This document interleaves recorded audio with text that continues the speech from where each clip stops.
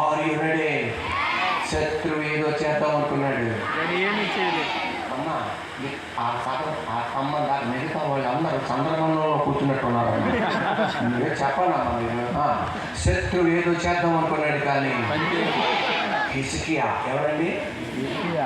ఇశ్రాయేల్ దేశం యోధా ప్రాంతానికి రాజు. యూదా ప్రాంతానికి క్యాపిటల్ యెరూషలేం. ఆయన యెరూషలేంలో రాజు. ఆయన సెన్హెరీబ్ అన్న రాజు. ఎవరన్నా 1,85,000 మందితో వచ్చాడు. ఎంత మందితో?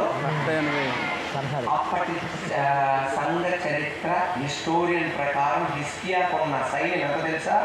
కేవలం 3,000 మంది మాత్రమే. ఎంత? ఎంతమంది? 1,80,000. ఇక్కడంత ఏం వేసేది?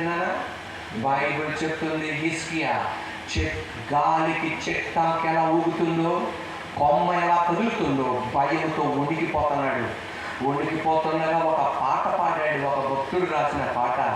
దేవుడు మనకు ఆశ్రయమును దుర్గమునై ఉన్నాడు, ఆపత్కాలములలో ఆయన నమ్ముకొనదగిన సహాయకుడు.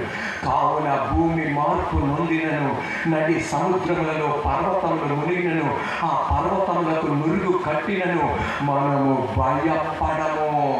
ఆ పాట పాడుతుండగా దేవాది దేవుడు ఒక దేవదూతను సెన్హెరీబ్ పాలనలోకి పంపించి, గుడారంలోకి పంపించి 1,85,000 మంది చంపేశాడు. తెల్లవారుజాము యుద్ధానికి అనగా ఒక్కడు రాడే. వర్షాకాలంలో నీళ్లు పారినట్టుగా రక్తం కారుతుంది. శత్రువు ఏదో చేద్దాం అనుకున్నాడు, కానీ ఈ రాత్రి నువ్వు చప్పట్లు కొడుతుండగా మీ అమ్మాయి బతుకులో శత్రువు ఏదో చేద్దాం అనుకున్నాడు, కానీ పని చేయలే. మీ కుమారుడు